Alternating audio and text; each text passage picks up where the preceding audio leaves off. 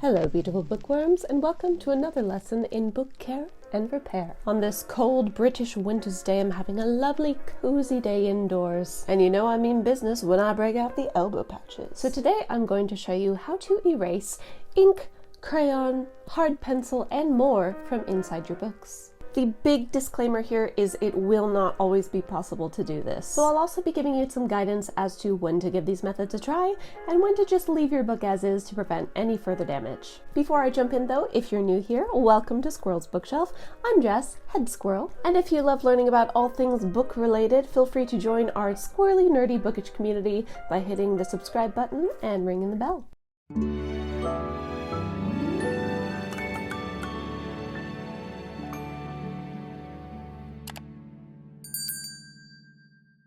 Now, before we jump into tools and techniques, I need to reiterate that removing ink or other things from your books will not always be possible. That said, it's probably more doable than you think.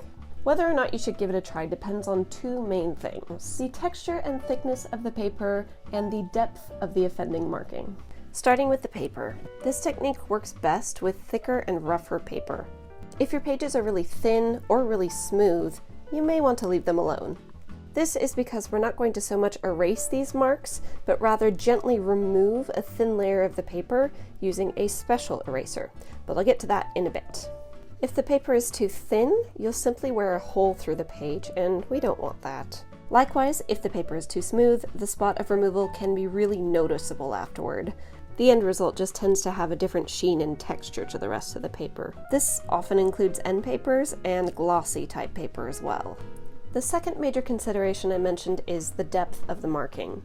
For instance, if you're dealing with ink, you want to try to gauge how deep the ink has sunk into the paper. If it's a fountain pen, felt tip, or permanent marker, it may be too deeply ingrained into the paper, and therefore impossible to remove. However, if it's a Biro or ballpoint pen, and the ink is really only sitting at the very surface, it may be one to have a crack at. A good way to check this is by looking at the back side of the page. If you can see the ink clearly bleeding through to the other side, this definitely won't work. If you can't see it from the other side, or if you only see it faintly, it might be worth a try. For non-ink markings, such as crayons, colored pencils, or just really heavy pencil, or even going back to ballpoint pen for that matter, you'll want to consider if the writing or marking has left an indentation in the page, and whether you're okay with that remaining behind should you wish to remove the mark.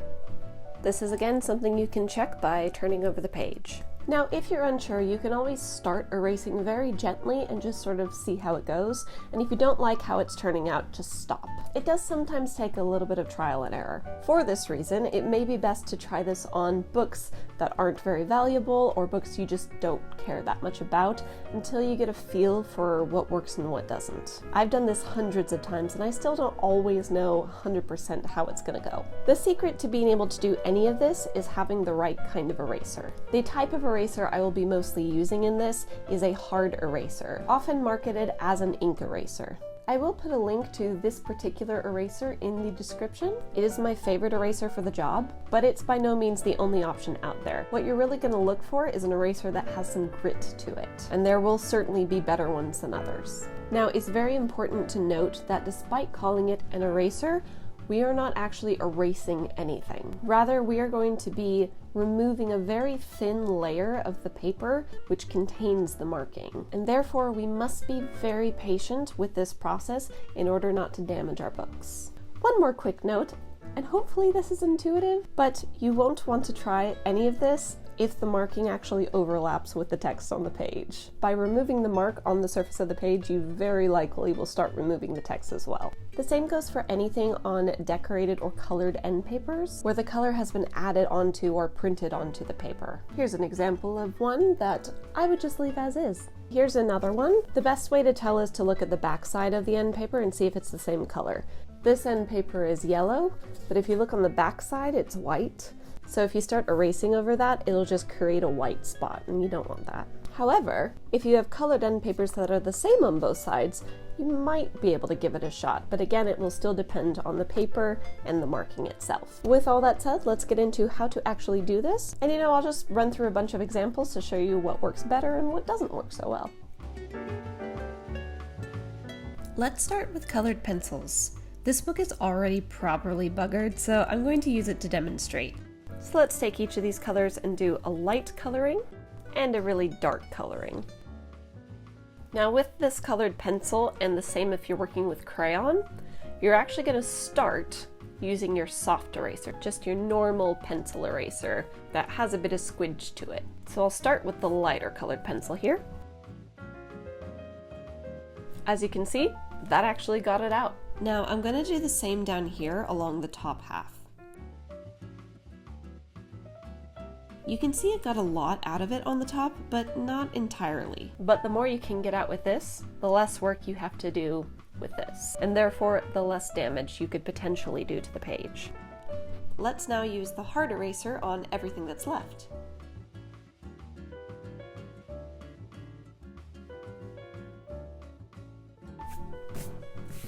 There you go. Now, of course, because I did press harder with these pencils, you will have that slight indentation in the page. It's exactly the same as a ballpoint pen or a really hard pencil, but the color is gone. Now let me just show you what would happen if I did the same thing, but instead of starting with this, I just went right to this.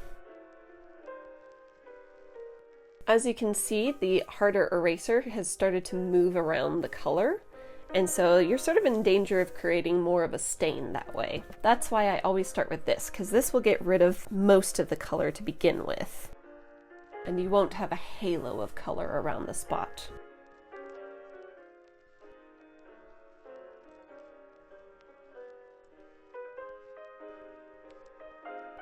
There you go. This is the same principle if you have a normal pencil that's really deep. If you go straight in with this, the lead sort of spreads around the area.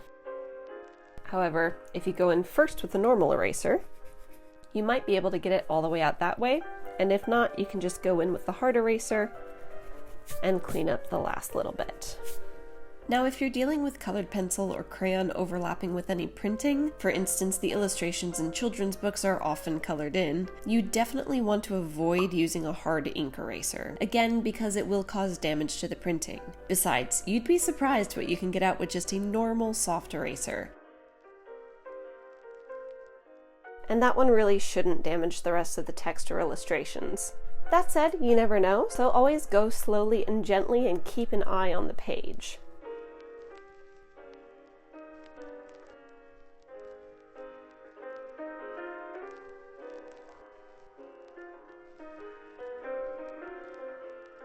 So this is an ex-library copy, not a collector's favorite by any means. They almost always have some stamps, some markings, some labels, so this is a good one to practice on. Now looking at the page, it is fairly thin and it is somewhat smooth, but it's not too smooth. There is a little texture to it, so I'm willing to give it a try and show you what happens. Now I'm fairly confident I can get out the stamps, because it does look like they're fairly lightly ingrained into the paper. Again, if you look on the back side, you can't really see anything coming through. This price, however, is done in a thicker ink, and you can actually see it bleeding through to the back side, but I'll give both a try and let's see how we do. So I'm just going to go in with that hard ink eraser. There's not too much technique with this, but what I would say is, again, go slowly and gently. And also don't erase along the same path too much, because that's what wears down the page. Try to move it around a bit, go in circular motions. Unless you just need to get a particular spot out, you can work a little bit on it, but don't just relentlessly go along the same line.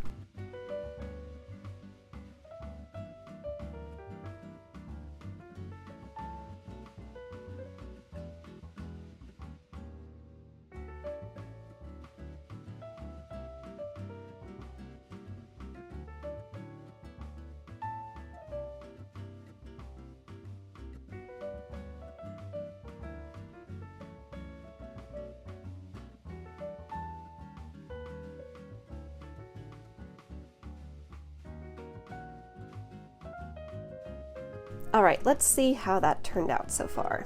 Starting where the small stamp was, you can see I managed to get out all of the ink, but it has left behind this sort of rough patch, and that's because the paper is just a little too smooth. It is going to stand out a bit. Same with the left half of this bigger stamp. Again, the ink came out just fine, but it does leave behind this sort of rough patch.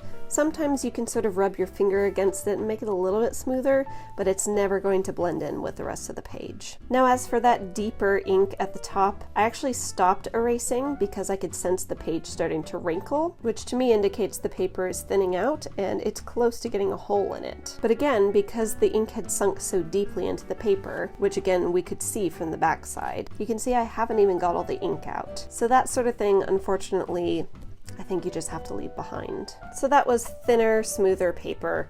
Not really the best result, but if you don't mind a little bit of roughness, if it's a light amount of ink, you can maybe improve it. So this is colored end paper, but it is colored all the way through the page. It's not white on the back, so this might be worth our while. If we take a closer look, it is ink. I think it is sort of a fountain pen, but it still seems fairly light to me. Let's check out the other side. Yeah, I can't see anything bleeding through, so I'm gonna give this one a shot. This page definitely has texture to it, so yeah, let's try it.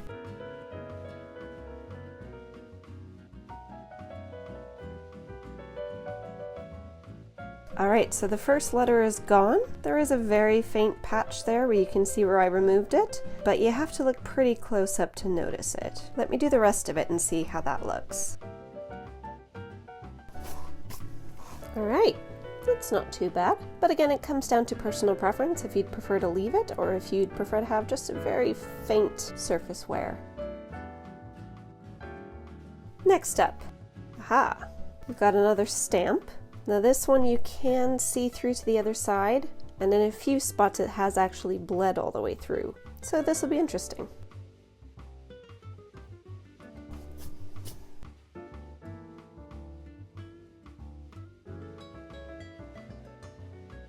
You'll notice that I sometimes stop and check the page and make sure that I'm not starting to burn a hole through it. So this one is working its way out. And the texture of the paper is kind of rough already, so you're not really seeing where I have erased. However, I can sense that the page is starting to thin. When it starts getting a little more wrinkly, you definitely want to be careful. So I'm going to actually stop this one for now. I'm just going to leave that as is. By contrast, here's a book I came across at work with thick, rough pages and a very shallow stamp. For this one, I never even needed the hard ink eraser. Just a normal, soft eraser did the trick, as the texture of the paper allowed for a thin layer to flake away on its own.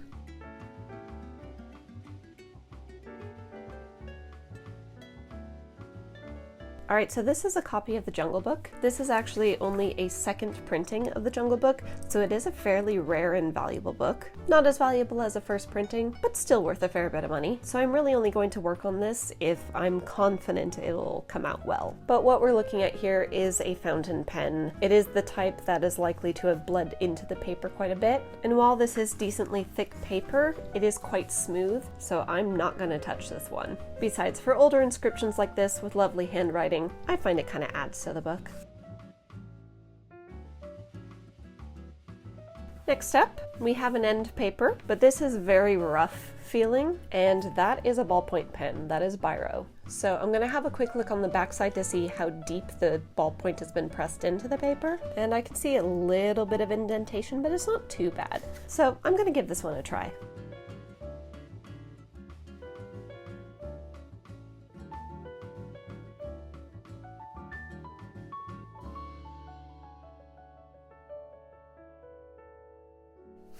Alright, so this one actually came out pretty well. The area of removal is slightly lighter in color, but that's actually due to the age of the book. This end paper had started to yellow just slightly, so by erasing a thin layer, I've actually revealed the original color of the end paper. So again, that's sort of personal preference if you mind that slight difference or not. But if you just look at it at a glance, it's not terribly noticeable.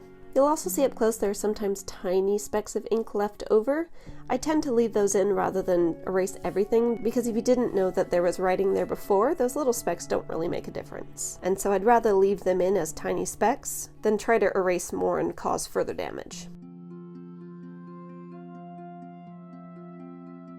Alright, next up, this is another ex-library copy.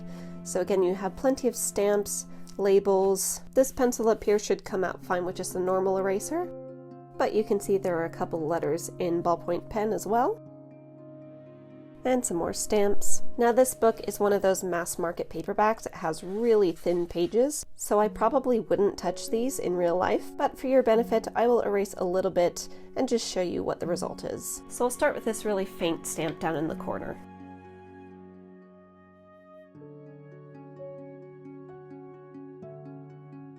So I did manage to get it mostly out, but it did take a lot more work than I was expecting, and given that the paper is so thin, I don't think I even want to try the ballpoint pen or the heavier stamp on the other page.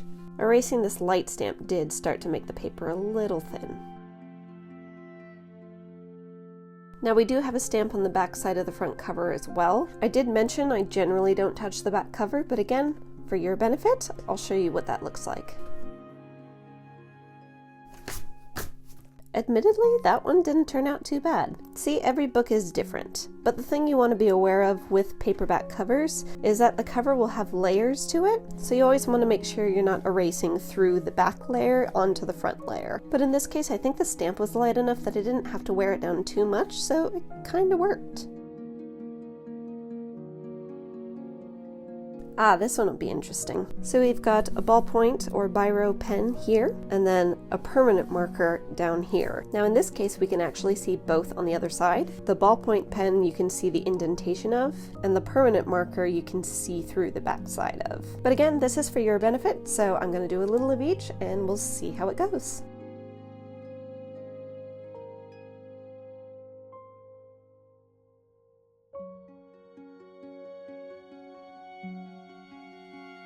This is actually going reasonably well. Probably because this is quite thick end paper, but you'll see I managed to get out the first name of the top ballpoint pen, and I got out one of the initials down here. However, you can see that erasing the permanent marker took a lot more rubbing, and therefore it has thinned out that end paper a little more.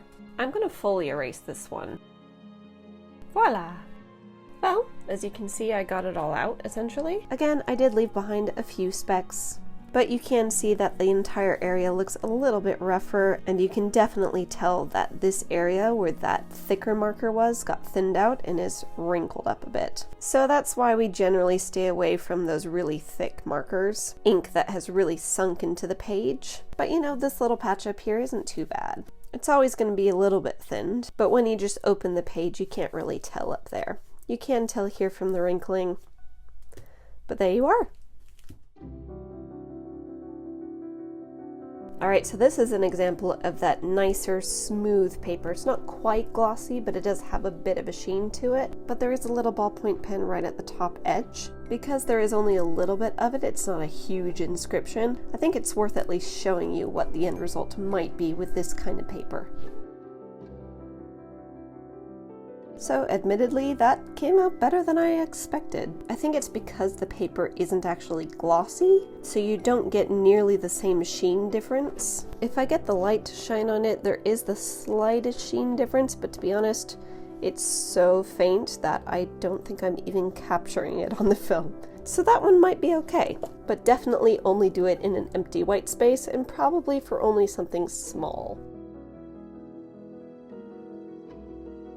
So we've mostly been dealing with names and stamps and things on end papers or early pages, but the same principles apply within a book. So say if you have a book with underlining or sidelining or annotations, marginalia, you theoretically can use the same techniques to get some of it out, but it completely depends on the book. In this case, the lines between the text are probably too close to the text to be able to get them out cleanly without affecting the text. However, if you have a book with more space between the lines, or if you have anything in the margins here, we could probably get that out. Let me show you.